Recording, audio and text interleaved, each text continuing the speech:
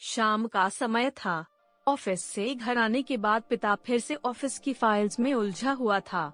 तभी उसका 8 साल का बेटा पास आया और बोला, पापा, क्या मैं आपसे कुछ पूछ सकता हूँ?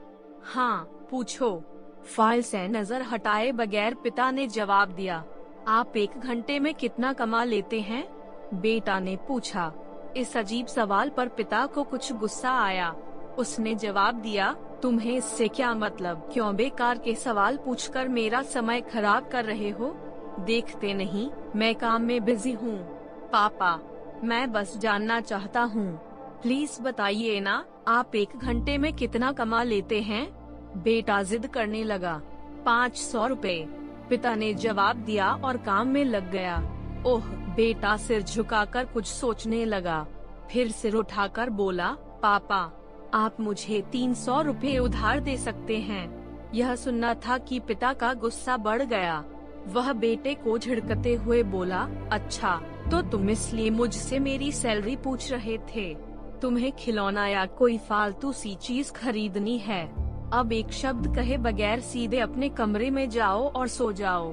मैं इतनी मेहनत से पैसे इसलिए नहीं कमाता कि तुम्हारी हर फालतू मांग पूरी कर सकूं। बेटे का चेहरा उतर गया। भारी कदमों से वह वहां से चला गया। पिता कुछ देर तक तो बेटे की बात पर नाराज रहा, फिर काम में लग गया।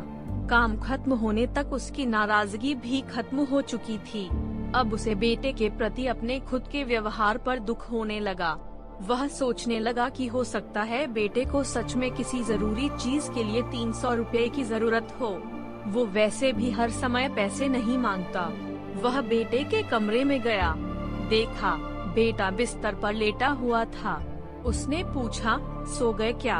बेटा तुरंत उठकर बैठ गया और बोला, नहीं पापा, मैं जगा हुआ हूँ। बेटा, मैं काम की वजह से परेशान था और मेरा काम का गुस्सा तुम पर निकल गया। मुझे तुम पर गुस्सा नहीं करना चाहिए था। ये लो 300 रुपए, जो उस समय तुम मुझसे मांग रहे थे।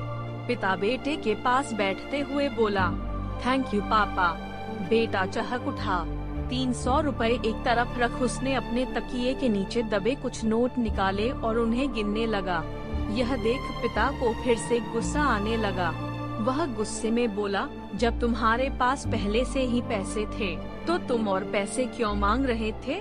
क्योंकि मेरे पास पूरे पैसे नहीं थे पापा, अब हैं। बेटे ने मासूमियत से जवाब दिया, पापा ये लीजिए 500 रुपए। क्या इससे मैं आपका 1 घंटा खरीद सकता हूँ? प्लीज कल आप घर जल्दी आ जाना, मैं आपके साथ डिनर करना चाहता हूँ। बेटे की बात सुनकर पिता अवाक रह गया। सीख, हम पैसे कमाने की जद्दोजहद में इतने ज्यादा व्यस्त हो जाते हैं कि हमारा परिवार पीछे छूट जाता है। हमारे पास अपने परिवार और प्रियजनों के साथ बिताने के लिए समय ही नहीं होता।